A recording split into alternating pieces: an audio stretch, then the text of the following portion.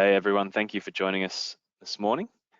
We'll just wait for a few more attendees before we get started, but I'm just going to put on my screen. So everyone should be able to see my screen at the moment.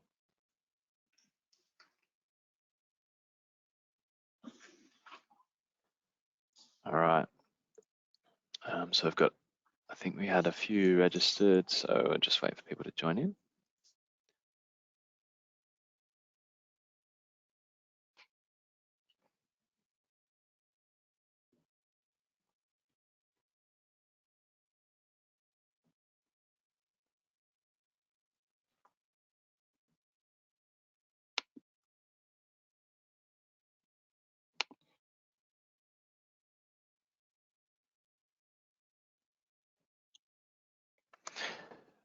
All right. Oops, sorry, jumping back and forwards here on the presentation. All right, so we've got a few people joining us at the moment.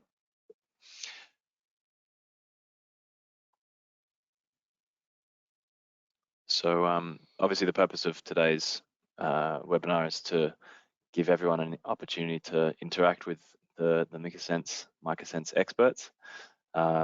So I guess we'll just be asking questions as we go, and we'll kind of work through them together. So I guess just before we get stuck into the question and answer, I suppose I'm assuming that most of you will be familiar with both us and the MicaSense product. But in terms of the Sphere Drones team and what we do, I thought we'd kind of run through a couple of things first. So presenting today, you've got myself. I'm the chief pilot here at Sphere Drones. We're based in Sydney and have an office over in WA as well, and we're expanding quite a lot. So we're having offices opened in the major cities around Australia. I'll talk a little bit more about what we're doing shortly. We've got Stephen Mangum from MicaSense, so he's the technical support lead, and then we've got Cody Sakapa. I hope I should have checked with the pronunciations on your surnames before we jumped into the webinar. I hope I haven't butchered them. And so Cody's from MicaSense, and he's the APAC regional sales manager. So thanks so much for joining us this morning, fellas. I guess talking quickly to the Sphere Drones business. So what we are doing here at Sphere is we run a wide range of business functions. So we do sales, repair and maintenance, training, consulting, rentals, on-site support, and enterprise agreements. So as you can see, we've got a couple of different offices. We've got Sydney and Perth, and we're in the process of opening other offices around Australia, with Tasmania in our sites as well. It's not mentioned there, but sorry for anyone in Tassie who's been missed there. So I guess in terms of what we do, essentially we service drones with the ability to conduct repairs and maintenance and deliver rentals. We've got a team of about 27. So we have the ability to assist organizations as an advisory as an advisory kind of organization from a licensing, etc., finding the best solutions for your use cases and working with you to develop a system that may not exist. So we work with Surf Lifesaving, doing maintenance and repairs on 180 of their drones. We've been working with Rio Tinto doing training, doing bespoke solutions for Sydney Water. So some of you may have seen our water sampling solution that we did for Sydney Water. And we've got our own REOC so that we can do demonstrations, proof of concepts, etc. So complementary to all of this, we've also recently developed a software solution that basically allows an organization to manage their fleet and compliance requirements. So, but that's a conversation for another time. So I might hand over now to the MicaSense team. So we've got, like I said before, we've got Stephen Mangum, who's the technical support lead, and Cody Sakapa, the APAC regional sales manager. So again, thank you for joining us this morning, gents. They're tuning in from sunny Seattle.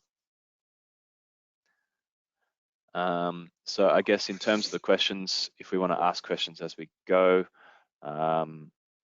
I can see we've got a few attendees at the moment. So can everyone hear us okay? I'm assuming that I'm hoping that everyone can hear me after talking at you for a few minutes already. Yeah, we can hear you fine. So I think, yeah, they should be able to Beautiful. hear us. Awesome. So Daniel Smith, thanks for the confirmation there. That's awesome. So does anyone have any questions for the MicaSense team? Or perhaps if Stephen or Cody, if you want to do a bit of a brief introduction on the MicaSense product while we're waiting for people to send through some questions. Yeah. Yeah, I guess in terms of introducing the products, as you may all know, we make the multispectral sensors. For the drones, on the drones. Currently, we have 3 different products out. We have the RedEdge-MX, which is 5 bands with the red, blue, green, red edge, and near infrared. And then we also have the Altum, which also has, on top of those 5 bands I just mentioned, it also has a thermal band. So if you're doing anything like irrigation monitoring, or need to like check the temperature, basically, of that area, that's what the Altum can be used for. It's also a higher resolution, so it's also good for like let's say phenotyping, or like anything that requires like a higher resolution. The Altum would be good. And then there's also the dual camera, which is actually I could show the dual camera. Since I have a model of it. Oh, nice.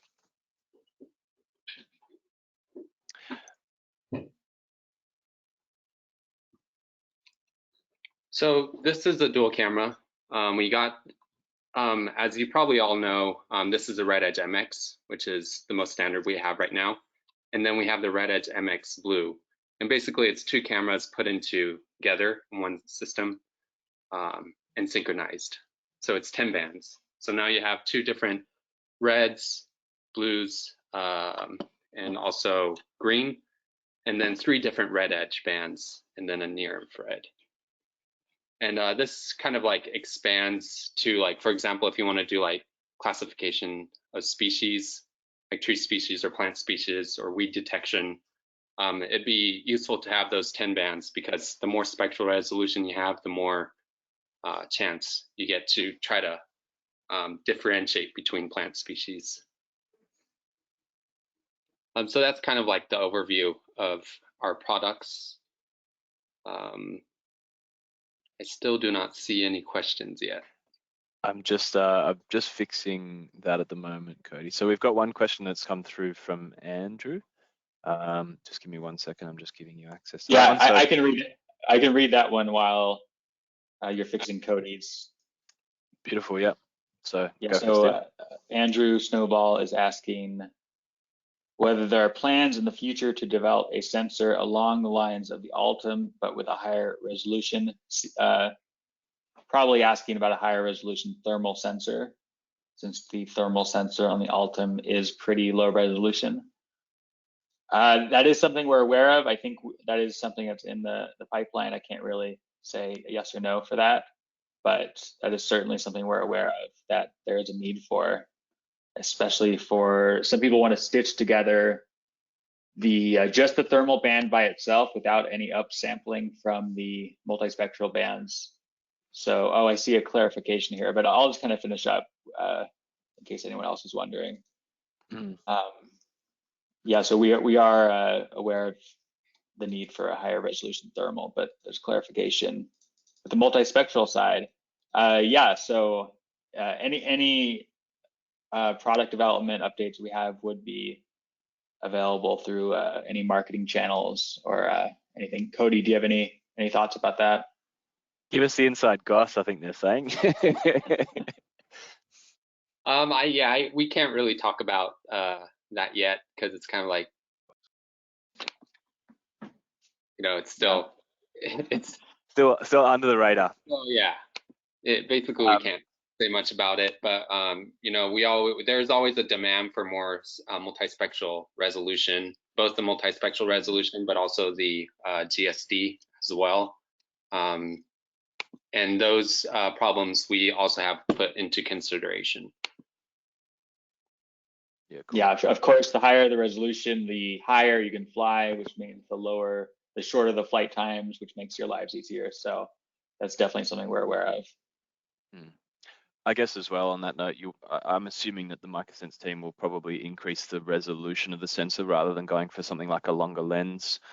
Obviously, if you were to put a longer lens on it, then you end up, reducing the amount of, the size of your footprint. Yeah, exactly. That's what Andrew is just saying, is that as long as the footprint isn't reduced, you don't want to end up in a situation where you get a higher resolution, but at the expense of, increasing the number of photos dramatically. Right, and then there's this other question from Daniel. How can we use the Altum API to configure it to calibrate the thermal sensor at a specific waypoint? We're using it in agricultural trials, and it would be ideal to calibrate it at the end of each run. Yeah, so that is a more advanced configuration that is definitely possible. So if you're using the HTTP API or the serial API, there are commands you can run that will do the thermal calibration on demand. Otherwise, it automatically recalibrates every 5 minutes or every 3 degrees Celsius in temperature change. But you can, if you have an onboard computer, you can make it so that it triggers that at the end of your flight line. So I can send a link through that explains how to do that. But it is a more advanced configuration where you would need to have a computer on board. Yeah, so I guess on that note, Daniel, perhaps if you've got a very nuanced use case or operational requirement, or a specific, whether it's nuanced or not, if you want to shoot through an email, we will have the emails up. Actually, I've just popped them on screen as well. So feel free to send some emails through to the technical support team, or the sales and case study inquiries email addresses there. You can shoot through a link to us. Shoot us through an email at Sphere Drones as well, of course. So I've got our emails on the next slide here too. So info@spheredrones.com.au. Daniel has also asked about whether it's possible to access the API through the DJI Pilot app used on the M300 RTK. Stephen, do you know much about that one? Stephen, you're muted. Thank you, Cody. So yeah, that is not something that's possible, I'm afraid. So if you have the Skyport version of the sensor, you are able to trigger the camera through DJI Pilot, either manually or while through your mission, but you can't send any API commands through the remote control, unfortunately. Is that on the DJI side? Is it that's not allowing you to communicate with the restriction? That is a good question. So that is a very good question. So we are kind of working on improving the Skyport interface right now, but I don't really know the specifics. I do know that, yeah, I think it would be on the DJI side, because through DJI, they have some endpoint that says, send a trigger signal to trigger the camera, but I don't think that they would have the more specific commands that we developed to do these more advanced commands, if that makes sense. It needs to be more of an open platform. Yeah, we have a very open platform, but DJI isn't as open. So I mean, it would be relatively easy to put a Raspberry Pi or a Arduino or some other small computer on your drone that would automatically send this command over Ethernet when it's reached within a certain coordinate, maybe. So maybe that's something that you could contact Sphere about. Yeah, for sure. Well, if that's something that you need a hand with, Daniel, just give us a shout. We'd be more than happy to chat about that one. There's another question that's come through from Nick. So he said, hi, our agency is looking at prescribed burn severity using the normalized burn ration algorithm, which requires a shortwave infrared band and a near infrared band. Is this a potential future sensor, Often we don't need high resolution imagery for this purpose. Oh, sorry, ratio, sorry, normalized burn ratio. So we do have the near infrared band. In terms of the shortwave infrared band, I'm just wondering like what's a wavelength for that? I know for the infrared wavelengths, it's usually harder to create specific bands on those. So right now, I don't think there's any multispectral sensor out there that uses, I guess, like a SWIR at a specified wavelength. Yeah, I know that there are manufacturers that make shortwave infrared sensors, and I think there just isn't the demand for that right now that we've determined. And it's more about the long wave. Yeah, the shortwave sensors that I've seen, they've been quite large by comparison as well. Whether that's an obstacle or not, I couldn't say. But I guess Nick, on that note, if you wanted to send through some information to us via email, we'd be happy to explore that one further and see what your kind of technical requirements are, and we can certainly feed that back to the MicaSense team, and they can keep that in mind for future developments, I suppose. A typical Landsat 8 and Sentinel-2 SWIR bands. Okay, so that's with like near map sort of thing, I suppose. Cool. So we've got let me see. So we've got a few other people who are in the chat. Does anyone else have any questions at the moment?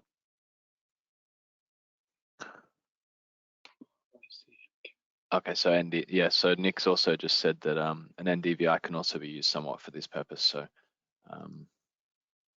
cool. I guess we do have a couple of questions that we had come through before the webinar. So give me 1 second. I'm just going to pull those up here as well. So I guess one common question that we're getting quite a lot is around the how the MicaSense product compares to the Phantom 4 multispectral. So obviously, being mindful that it's not necessarily about saying which one is better or whatever it is, but I do personally prefer the MicaSense product from a quality and reliability standpoint, but it's obviously horses for courses. So, but are you guys able to comment at all on any comparisons that you've done on testing between the P4M and the MicaSense product? I suppose the RedEdge-MX is probably the best point of comparison there. Yeah, so I think one of the things is that well, the Phantom 4 multispectral, they have like a specified RGB optic as well, in lieu with the other red, green, blue band, and then the RedEdge and near infrared band.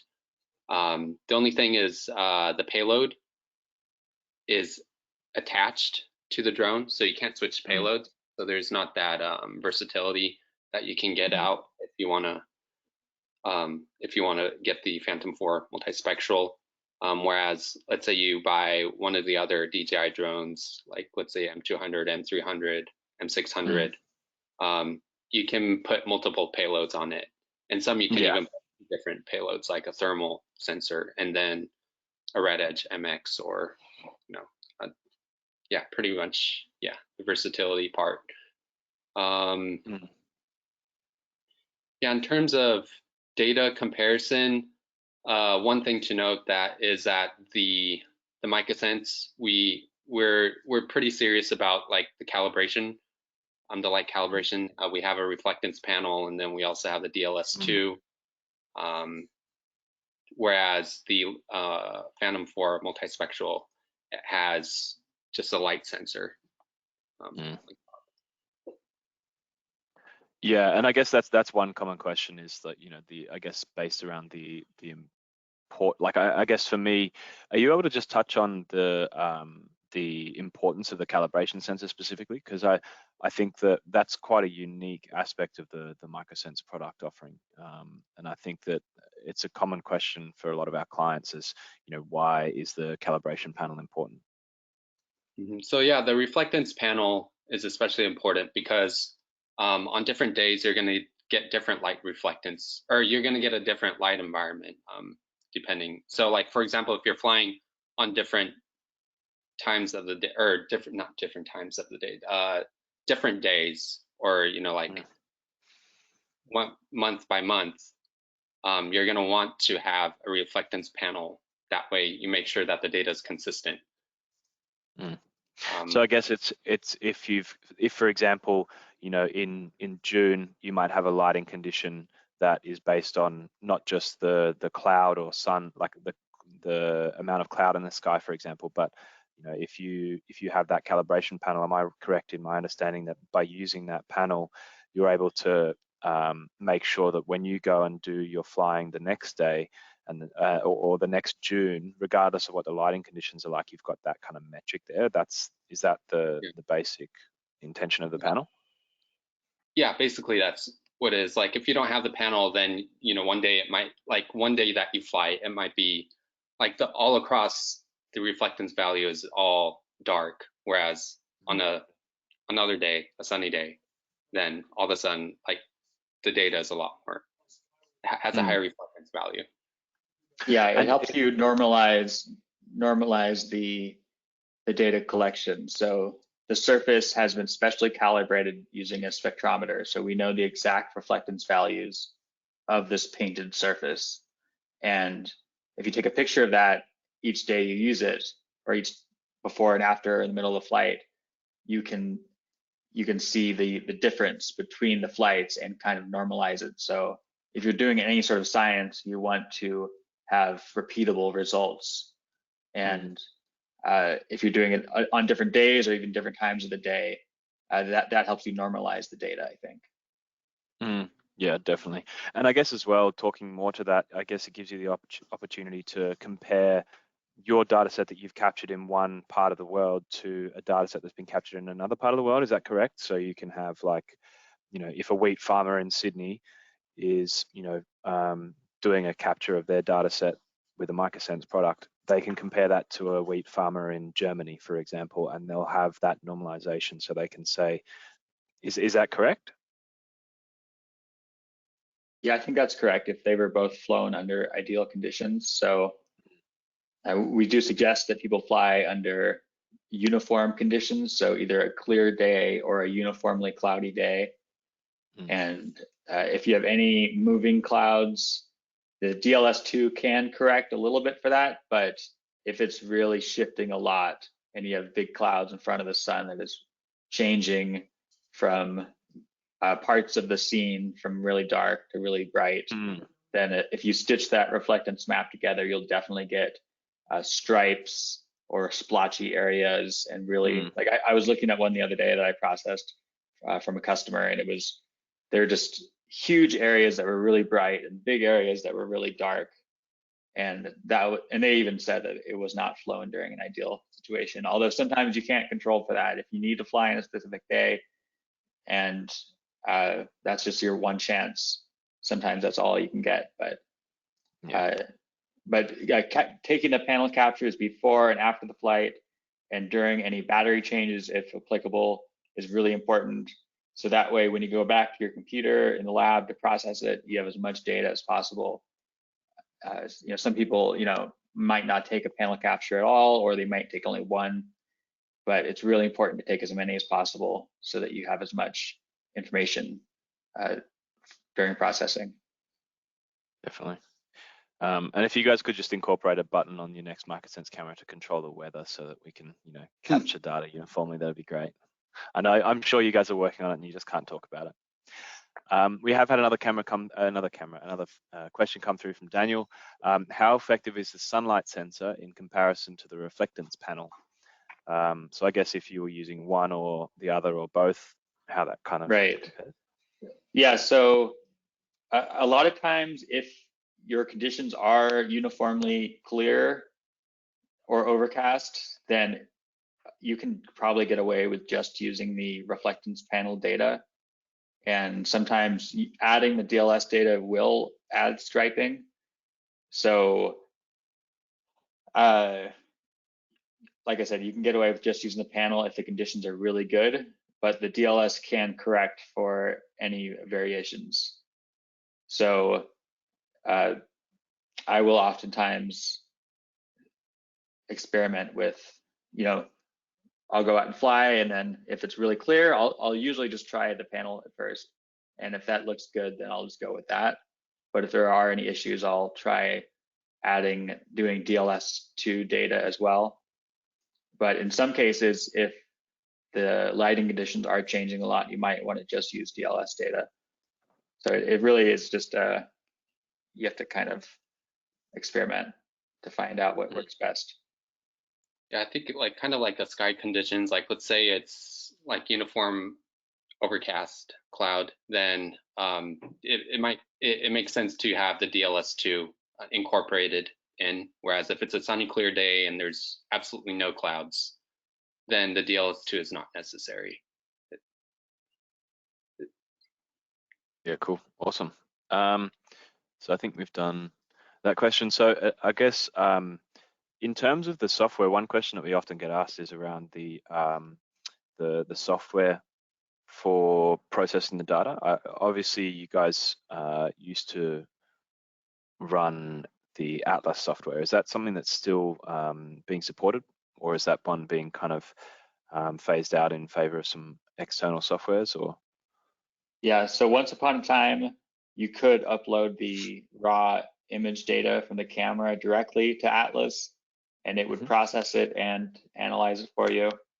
But as of a few years ago, you can only upload the tiles from Pix4D Mapper to be analyzed. And so yeah, Atlas, as you know, it is kind of end of life. It doesn't support Altum or dual camera data. And with our new parent company's recent acquisition of Measure, which is some other company that does some processing software and flight planning, we're probably gonna leverage that more, since they already have a company. They already have a company that does exactly this. So we'll probably go more in that direction. Is that right, Cody?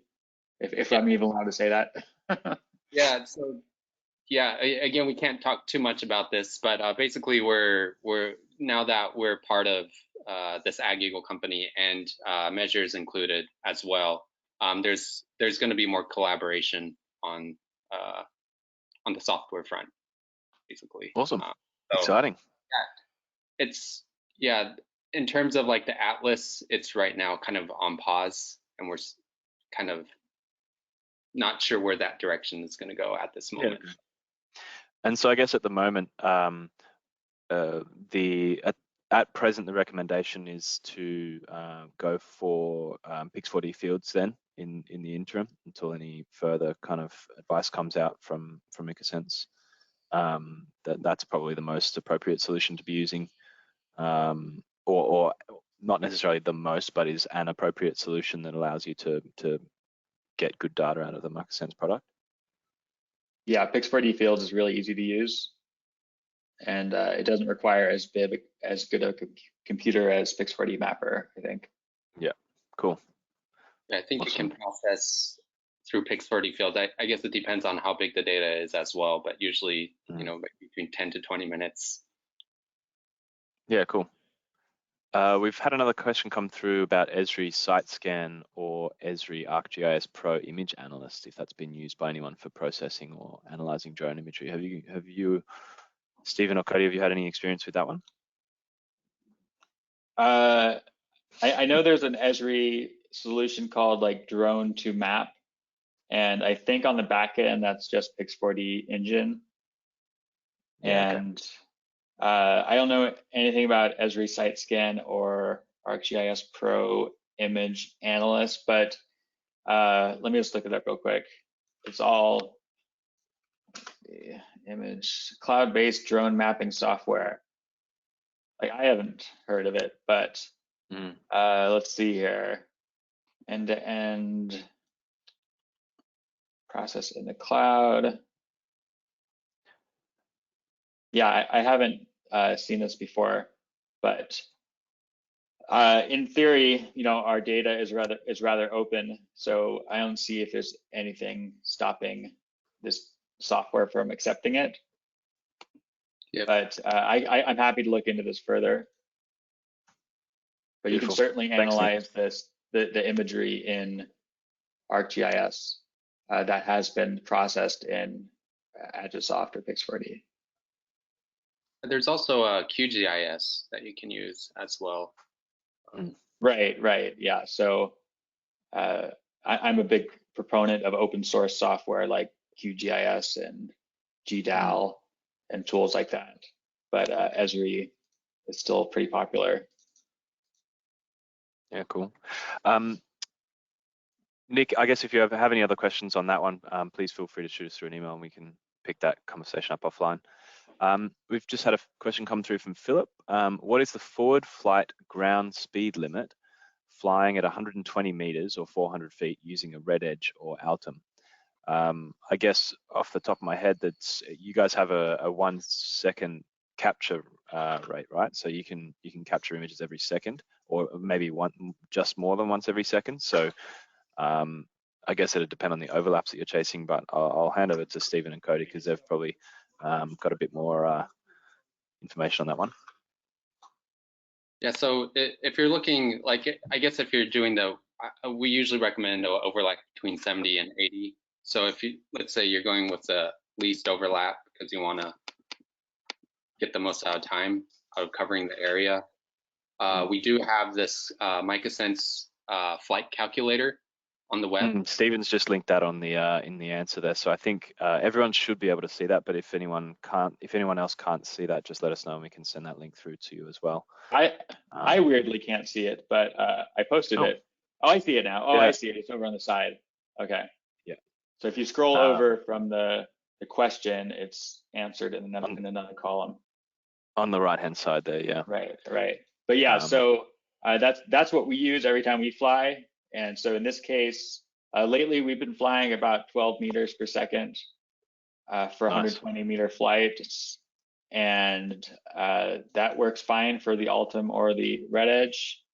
But depending on your drone, you can certainly fly a little faster than that.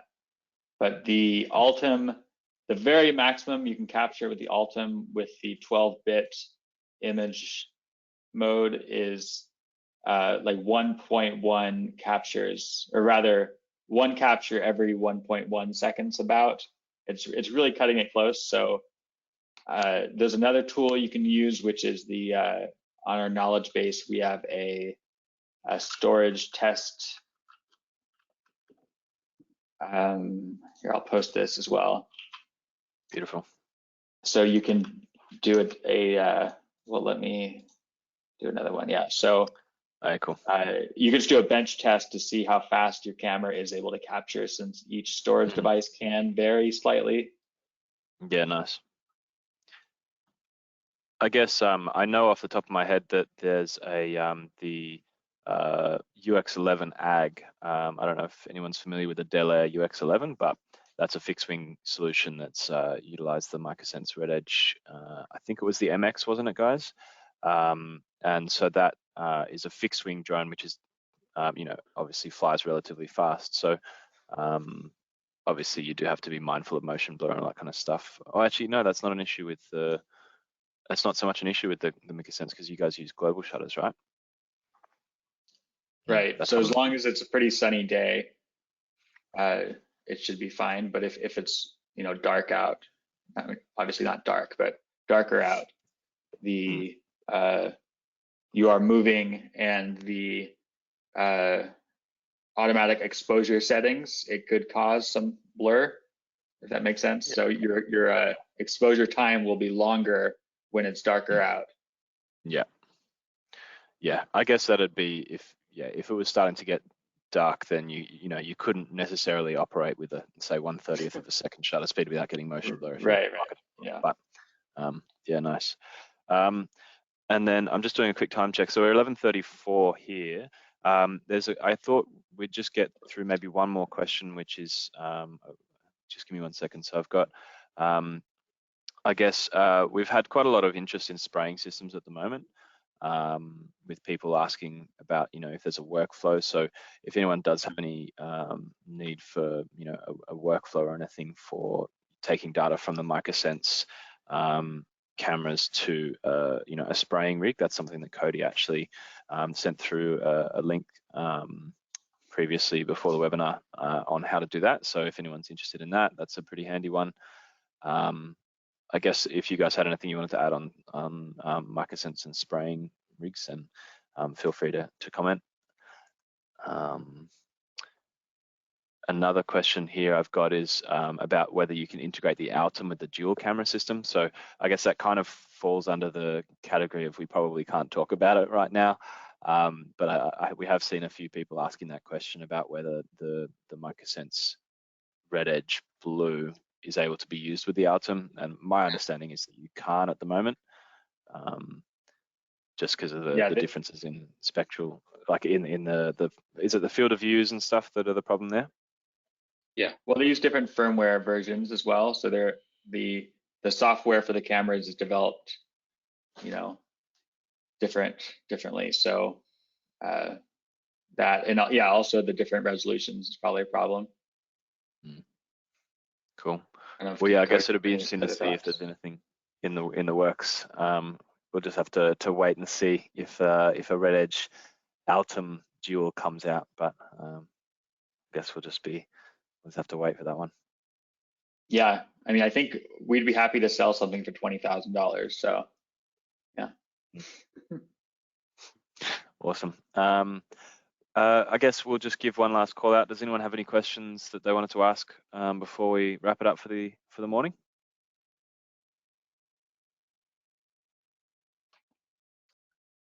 Just give people a minute to say yay or nay either way. Feel free to say no if you're all questioned out, guys.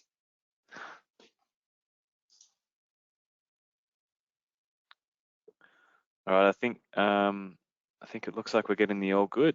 All right, well, look, thank you so much again for tuning in, guys. Thank you very much again to the MicaSense team for joining in with us today. I really appreciate you. What's the time out of interest for you guys over in Seattle at the moment? It's 6:30 p.m.